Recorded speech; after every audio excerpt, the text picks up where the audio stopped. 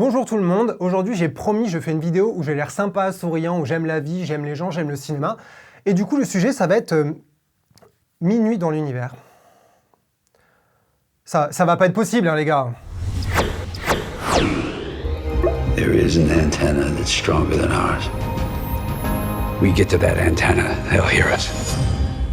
Take a deep breath. Bienvenue dans cette vidéo critique où on va parler de Minuit dans l'univers, qui est le blockbuster de Noël de Netflix qui arrive le 23 décembre. Désolé, je vais pas pouvoir être gentil parce que ce film est pour nous très raté. Pour moi particulièrement, je trouve que c'est un des pires films de Netflix depuis un bon bout de temps. En préambule, je vais quand même rappeler que je ne suis pas là, écran large, je n'ai pas là pour vous dire quoi aimer, quoi voir, quoi penser. Au contraire, on est là pour juste débattre, donner des avis. Donc faites-vous votre propre avis et regardez ce film Netflix de Noël. Alors pourquoi c'est raté? Je vais commencer déjà par raconter un petit peu de quoi ça parle le pitch, parce que je pense que dans le pitch, on peut voir déjà pourquoi ça va bloquer.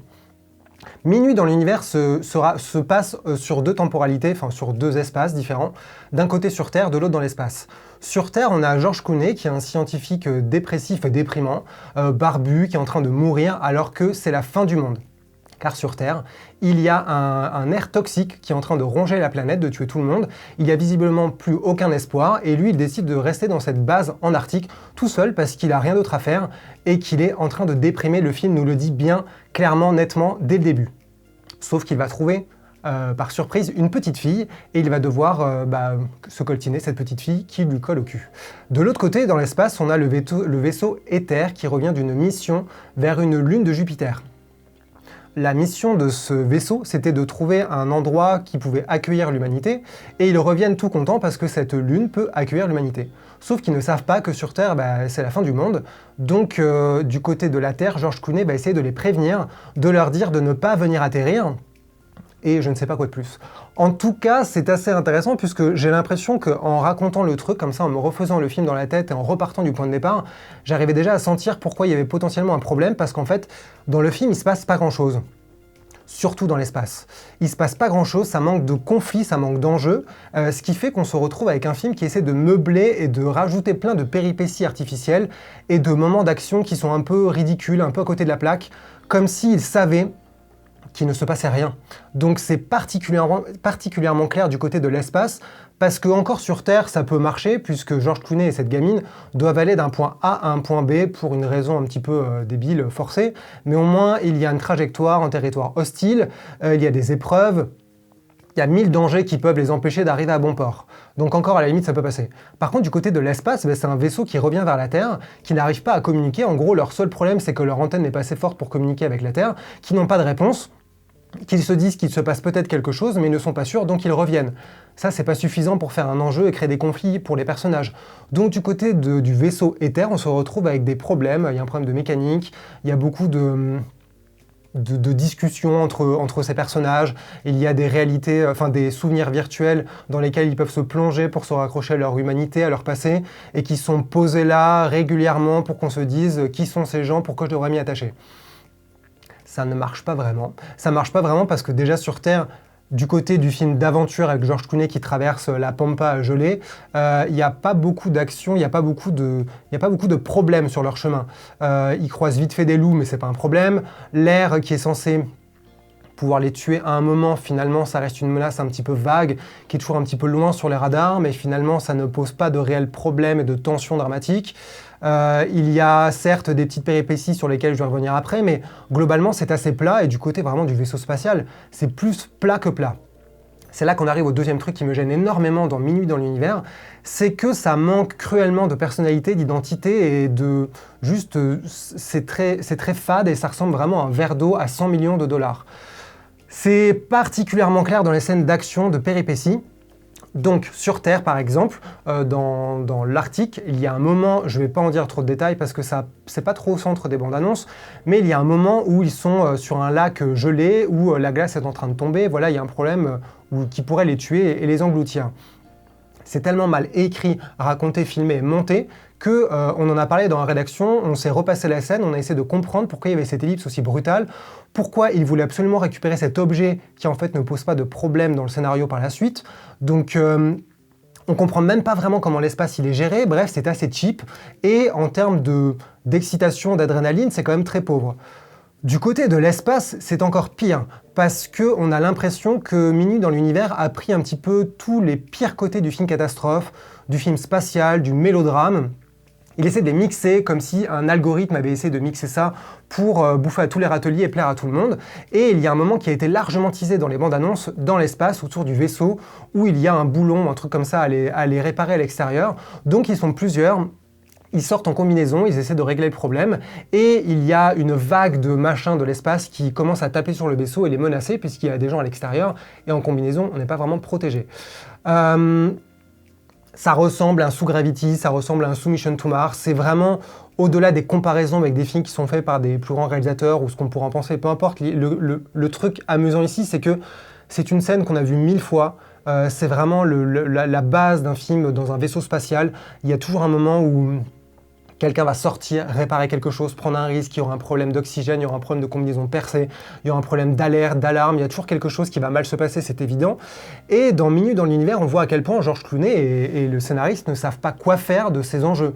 On se retrouve avec un moment où les personnages commencent à chanter quand ils sont dans l'espace, parce qu'il faut meubler le temps, j'imagine, ou créer un petit peu d'empathie et de sympathie pour ces personnages dont on n'a rien à foutre, dans l'absolu. Vraiment, cette scène est tellement visuellement peu alléchante.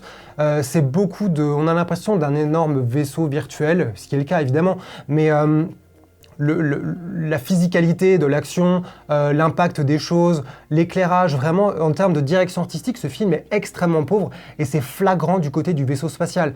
L'intérieur du vaisseau spatial, ça ressemble à une espèce de boutique, de page de magazine de Habitat ou de Ikea. Ça n'a pas vraiment de sens, de cohérence, c'est pas un documentaire, évidemment. Mais j'ai beaucoup de mal, moi, quand je vois Felicity Jones déambuler dans ce décor, passer les escaliers, monter les barreaux d'une échelle qui sont lumineux, passer dans des décors où il y a des espèces de murs avec des sortes de toiles d'araignée en plastique, on dirait un décor arty dans une galerie d'art. C'est toujours à deux doigts d'être ridicule, et même plus qu'être à deux doigts, ça l'est. Il y a beaucoup de moments où je me suis dit, mais comment un film à 100 millions peut être aussi cheap ? Et le cheap n'est pas uniquement dans l'argent, même si là c'est quand même assez drôle de se dire que ça a coûté 100 millions de dollars, c'est aussi vraiment en termes d'inventivité, d'imagination, d'imaginaire, parce que ce film, en termes de direction artistique pure, il oscille entre la banalité la plus totale et des trucs qui sont vraiment ridicules. Et il n'y a qu'à voir le design du vaisseau. Je ne suis pas scientifique, je ne sais pas à quel point c'est plausible, mais quand je vois ce vaisseau avec ses grandes vitres, avec cette antenne qui sort, avec toutes ces couleurs et ce côté vraiment plastoc de l'espace, moi je n'y crois pas une seconde. Et en termes de texture, de rendu, j'ai beaucoup de mal à y croire. Et voilà, c'est juste très laid. Et c'est vraiment problématique pour un film qui essaie autant d'invoquer le film d'aventure dans les steppes gelées, avec des loups qu'on voit au loin, donc vraiment une sorte de danger un peu tangible, tout en étant dans un cadre apocalyptique avec un air toxique qui peut les bouffer, et en étant de l'autre côté dans l'espace avec un vaisseau spatial, des gens en combinaison, des problèmes d'oxygène, des problèmes d'alerte, des problèmes de chemin qui n'est plus possible, donc ils doivent trouver un chemin alternatif. Bref, c'est un peu tous les enjeux classiques d'un film d'aventure et de science-fiction qui pourraient clairement m'exciter, et j'étais le premier à me jeter sur Minuit dans l'univers. Mais à l'écran, c'est juste d'une pauvreté abyssale. Et dernier petit point, c'est Alexandre Desplat qui fait la musique, et la musique est extrêmement pauvre, elle aussi. On oscille entre des moments où, quand on est sur le vaisseau, la présentation du vaisseau Éther, des sonorités qui font un peu old school science-fiction, la Star Trek, et des moments de pur spectacle, sensation, comme lorsque la mission tourne mal, que je trouve vraiment très pauvre, il n'y a pas de personnalité. Donc globalement, voilà, on se retrouve face à un film qui est vraiment un prototype, à mes yeux, de blockbuster sans âme, sans identité. On a l'impression que pas grand monde n'est là avec une idée, avec quelque chose à porter. Ça se voit aussi du côté des acteurs, puisque George Clooney, qui est acteur, réalisateur et producteur, s'est entouré notamment de Felicity Jones, David Oyelowo, Kyle Chandler, donc des acteurs qui sont quand même bons, mais que là je trouve particulièrement vides, et ça vient en grande partie de l'écriture, et on arrive au grand point qui pose énormément de problèmes dans ce film-là, c'est qu'est-ce qu'il raconte, quel est son enjeu, et à quel point ça devient ridicule, un gag à la fin du film. Je vais évidemment rien en dire, mais c'est un film qui, à la fin, réserve des surprises, donc ce genre de twist qui donne une autre perspective sur l'histoire, qui fait repenser le film et qui est censé servir le film, mais là c'est le contraire.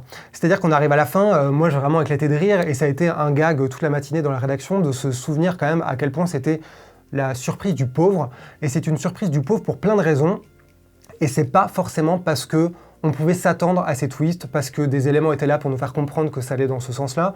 C'est pas un problème. L'idée de deviner un film qui serait la preuve que le film est raté, pour moi, c'est pas du tout le cas. C'est pas non plus parce que ce twist permet de revoir rétrospectivement certaines scènes et de se demander pourquoi. Quel était le point de vue et est-ce que ça n'aurait pas aucun sens. Tout ça, c'est pas un vrai problème si on y avait cru. Moi, je crois pas du tout dans ce film-là, dans l'intention et dans ce qu'il veut raconter à la fin, simplement parce que ça repose sur la suspension d'incrédulité, mais poussée au maximum, au point où ça devient un gag et un pacte de niaiserie absolument total. Le film, c'est vraiment une histoire qui veut nous vendre l'espoir. C'est un film sur la thématique de la résilience de l'être humain face à l'apocalypse.